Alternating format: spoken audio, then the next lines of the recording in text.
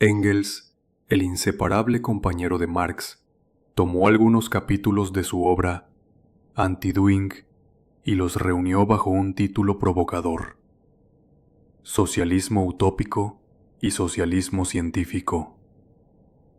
Ese I no era tan inocente como parece.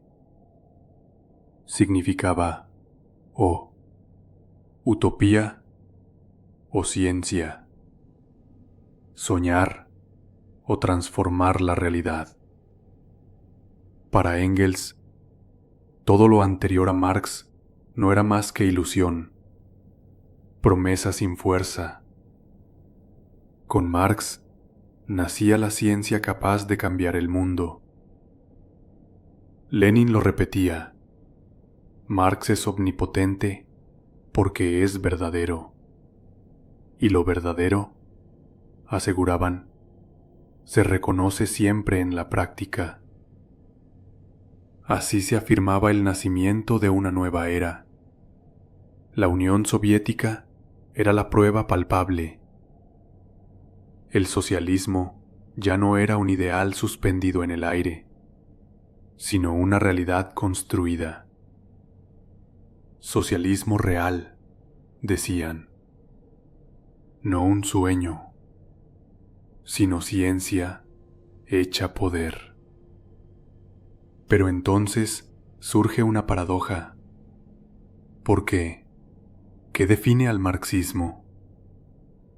Por un lado, un ideal, el comunismo, y por otro, una ciencia, el materialismo histórico. El ideal nunca se ha realizado. Ni una sola vez ha existido el comunismo en la historia, ni siquiera en la URSS, donde todo se organizaba en nombre de un porvenir que siempre parecía escapar. La ciencia, en cambio, parece firme. Marx descubrió una lógica de la historia que se presenta como la teoría misma de la revolución. Con ello, el socialismo cambia de naturaleza. Ya no se trata de imaginar sistemas perfectos, sino de leer en las leyes económicas los medios de superar las contradicciones. El socialismo se convierte en una ciencia.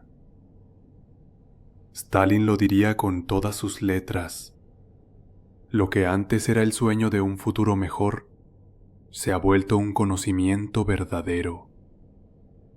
Y sin embargo, lo que debía marcar la diferencia con la utopía es lo que lo hace una utopía. Porque cuando un ideal pretende fundarse en la ciencia, se transforma en verdad objetiva. Lo que era sueño deviene justificación. La afirmación de un ideal cuya existencia es objetiva, verdadera, donde ser y valor coinciden. Es el mismo idealismo que encontramos en Platón y en los antiguos utopistas, un platonismo de Marx. En él, la norma y la verdad no se separan. El sentido es verdadero y la verdad tiene sentido. Así, lo ideal, el comunismo, es lo verdadero, mientras que lo real, el capitalismo, una vez agotada su misión histórica, queda en el error. El comunismo aparece como el enigma resuelto de la historia, y él mismo sabe que es su resolución. La verdad está por venir, y el porvenir mismo es la verdad de la historia. En cambio, la historia actual, la que vivimos, no sería todavía la verdadera. Marx la llama prehistoria, el preludio de una historia aún no nacida. Allí donde Platón concebía la idea como norma trascendente de un mundo caído, Marx, heredero de Hegel, la piensa como verdad inmanente de un mundo en devenir. El ser y el valor coinciden, no en una identidad eterna, sino en el movimiento histórico que supera su oposición. El valor se expresa en el devenir del ser. La idea es la verdad de la historia, y el ser mismo se define como la realización progresiva del valor. La historia es la materialización de la idea. Leszek Kolakowski lo explicó claramente. En la conciencia utópica hay una herencia platónica, hegeliana en Marx, que consiste en creer que una figura imaginada encarna una esencia, aunque solo exista como una realidad superior, no empírica. Marx estaba convencido de conocer el sentido de la historia. Esa certeza constituye el núcleo utópico del marxismo y al mismo tiempo su pretensión científica, pues conocer el significado de la historia significa abolir la distinción entre describir lo que es y juzgar lo que debe ser. Cada descripción encubre un valor. Cada valor se reviste con la apariencia de una descripción.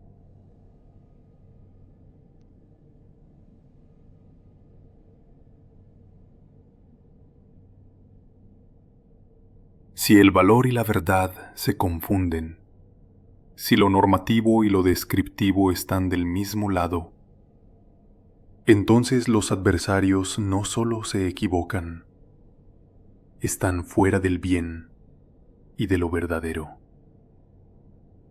Marx no escapa a la doble ilusión del militante: tener razón y estar seguro de vencer.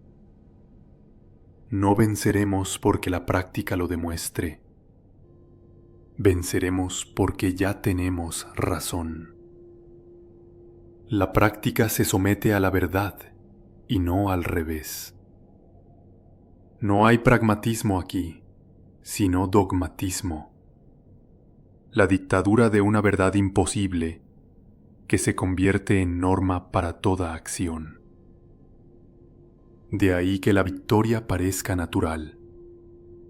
Si el comunismo es científicamente ineluctable, si la propia ciencia se ha vuelto revolucionaria, la clase obrera solo puede conocer derrotas temporales. No hay nada que temer. El futuro y la verdad están de su lado. Fuera de la ciencia no hay salvación. En la ciencia no hay fracaso. Ciencia y profecía, mesianismo y dogmatismo marchan unidos. La verdad anuncia el porvenir y el porvenir confirma la verdad. Por eso no sorprenden sus consecuencias históricas. El estalinismo no fue un accidente externo, ni una traición radical al marxismo, sino la aplicación consecuente de uno de sus núcleos filosóficos, su platonismo. Si ser y valor coinciden, si lo ideal es una verdad objetiva, entonces discutir es inútil. La verdad es una sola, y quien la conoce debe imponerla. El error se convierte en culpa, y la culpa en traición. Quien no está con la verdad, está contra ella. Así, la ciencia nada tiene que ver con la democracia. La verdad no se vota. Quien no percibe el sentido objetivo de la historia es un insensato, loco, ignorante o imbécil. Nadie es reaccionario por convicción, solo los ricos. Por lo tanto, hay que adoctrinar a las masas, vigilar a los ignorantes, encerrar a los locos.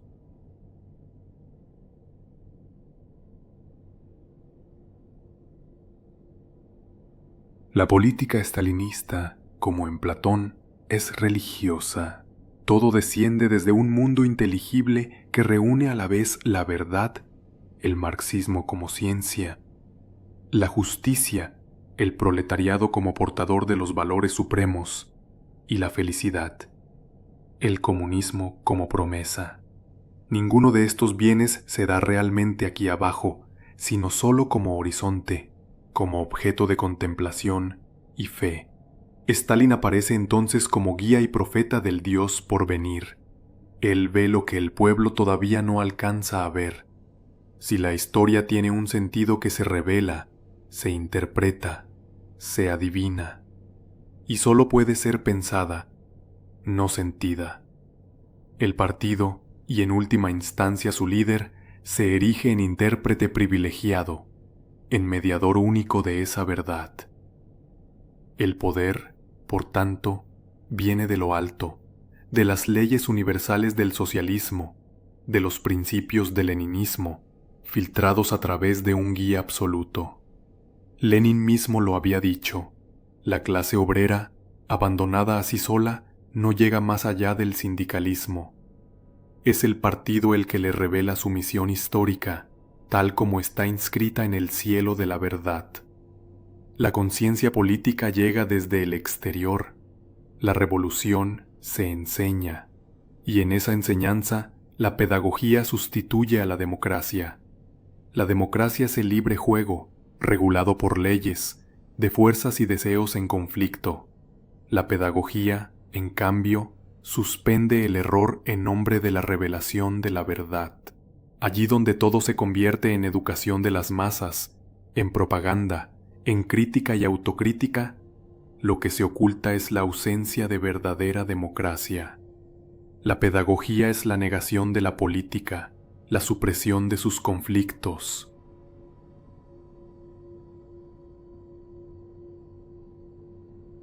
Pero para elevar a las masas es preciso estar por encima de ellas.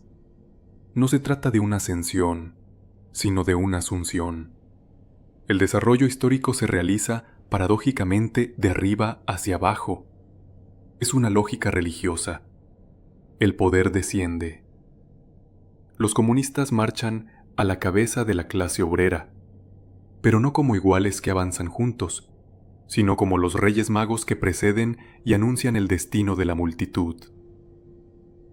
Stalin lo dijo con una metáfora elocuente. El partido es la estrella guía, la que permite a las masas saber a dónde van, anticipando ya el porvenir en su propio resplandor. Esa estrella, sin embargo, también tiene un nombre menos poético: la conexión entre la ciencia y la actividad práctica. Si la historia posee un sentido, este no es objeto de experiencia sensible ni de éxtasis místico, sino, como en Platón, objeto de un saber. El marxismo-leninismo se presenta como ciencia de la historia, capaz de formular de antemano las leyes y principios de la sociedad venidera, demostrados teóricamente antes de verificarse en la práctica. Stalin ofrecía ejemplos de esta cientificidad. Uno de ellos, central, era la ley económica fundamental del socialismo, que enunció con solemnidad: garantizar la satisfacción máxima de las necesidades materiales y culturales, siempre crecientes, de toda la sociedad, mediante el desarrollo y perfeccionamiento continuo de la producción socialista, sostenida en una técnica superior. Aquí la promesa mesiánica se reviste de lenguaje científico. El futuro aparece escrito como ley objetiva, revelada antes de cumplirse.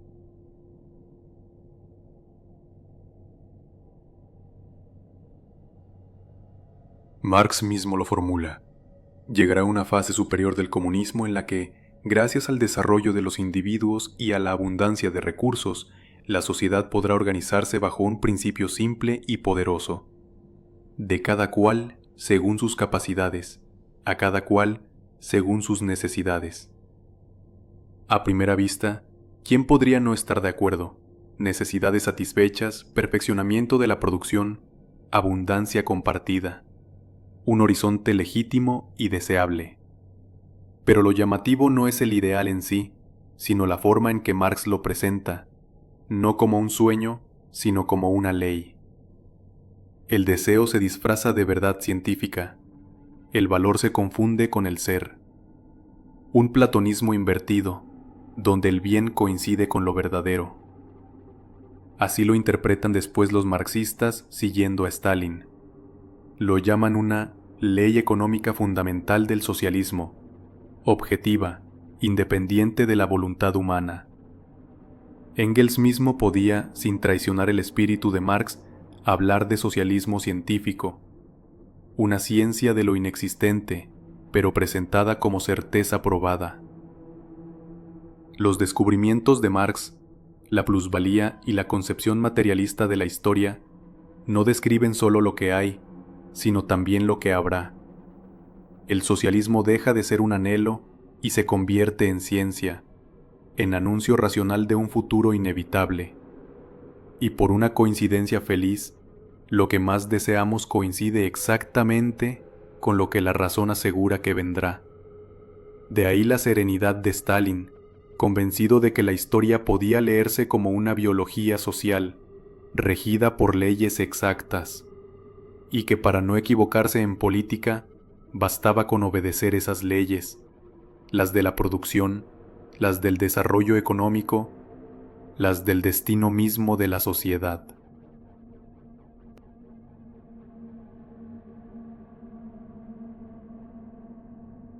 La política estalinista, como la de Platón, se presenta como una política fundada en la verdad, no en la opinión, no en la negociación, sino en un saber absoluto, en una ciencia.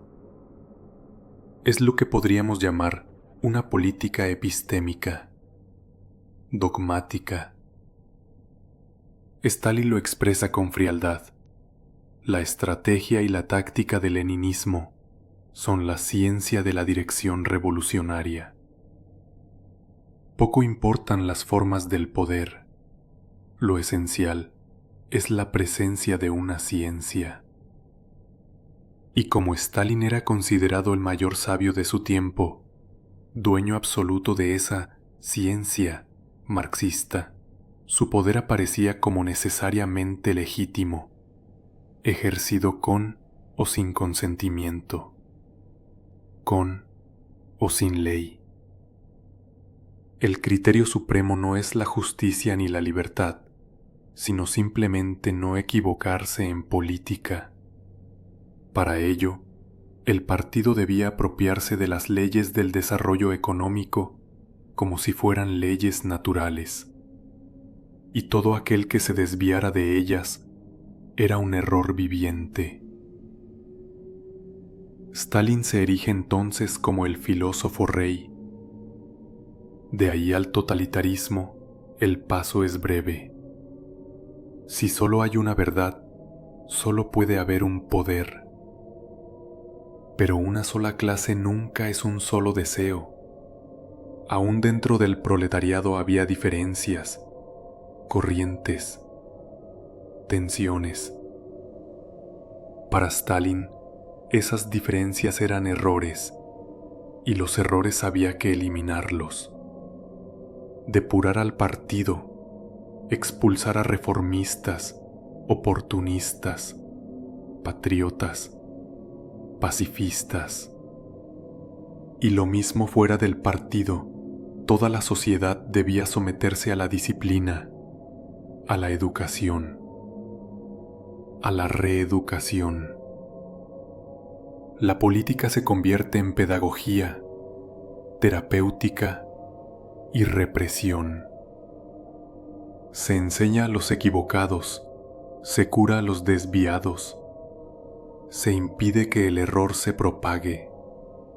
se oculta la lucha de deseos y las relaciones de fuerza. Yo soy la verdad y la vida. En nombre de esta certeza, se justifica la eliminación, la censura, la violencia.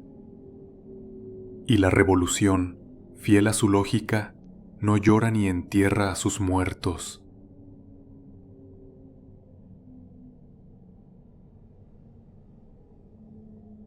La dictadura del saber se reserva, como es natural, a quienes saben.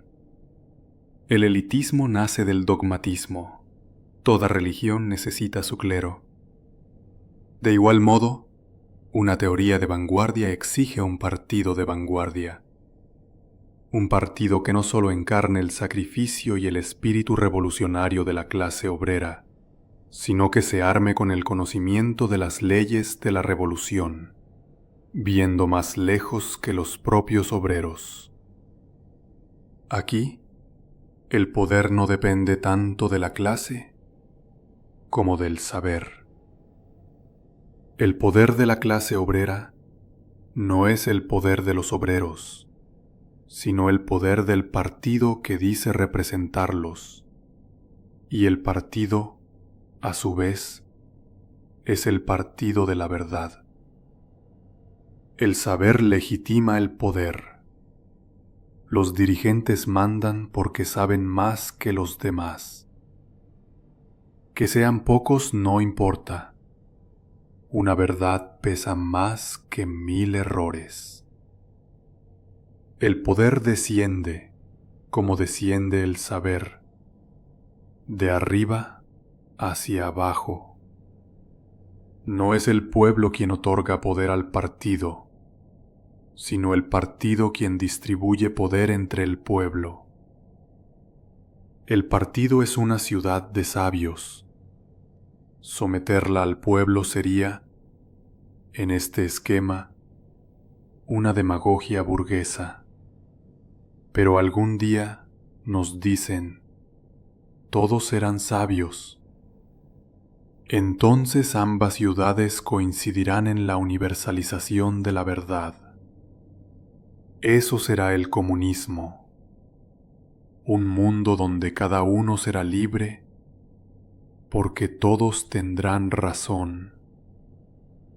Lenin lo formuló con crudeza.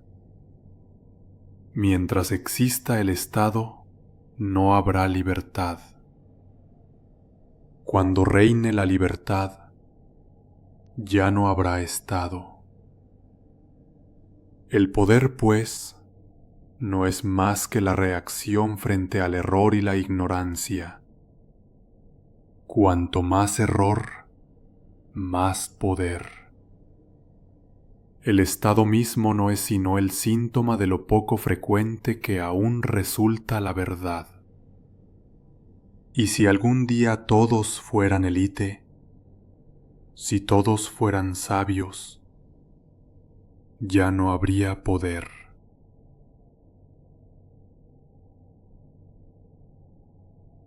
Queda un punto donde estalinismo y platonismo parecen oponerse, su relación con el tiempo. El platonismo sitúa la ciudad ideal en un pasado perdido, el estalinismo en un futuro por venir. Pero la diferencia se desvanece. Si ese porvenir puede conocerse científicamente, entonces ya está presente.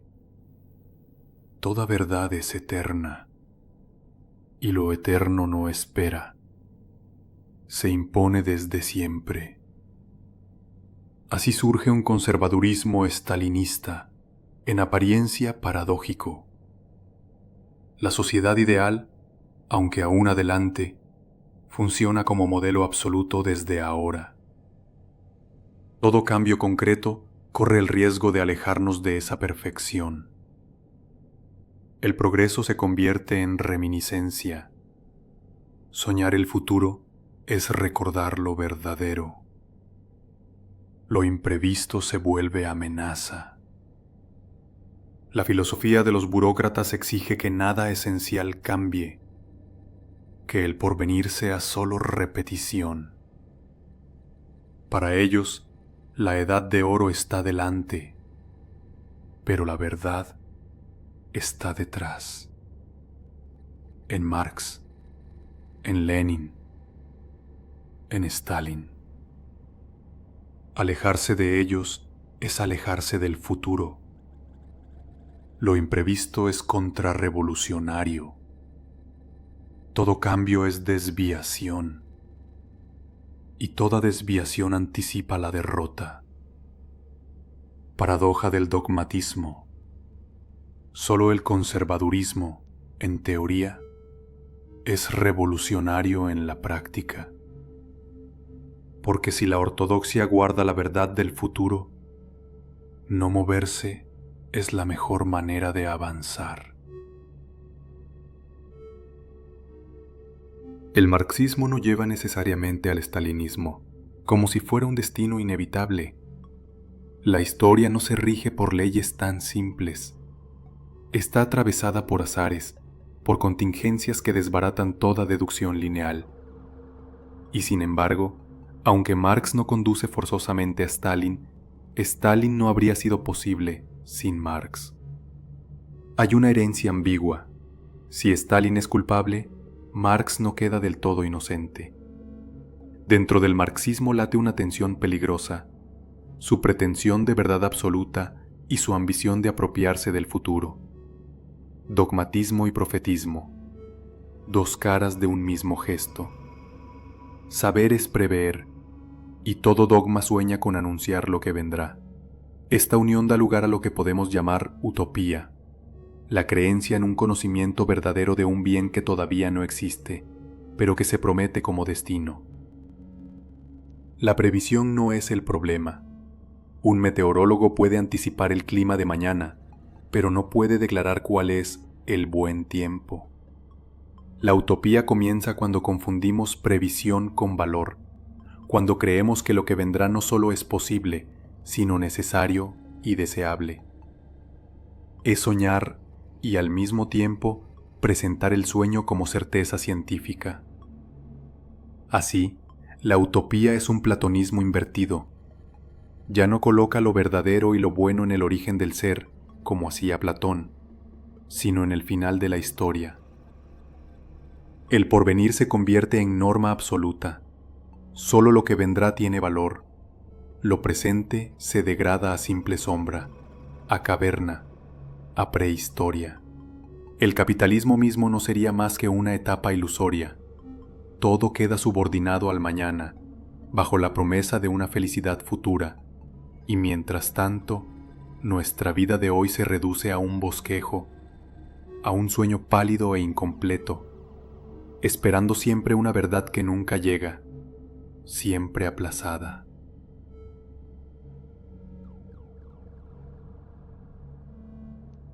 La fuerza de la utopía fue, durante mucho tiempo, crítica y revolucionaria.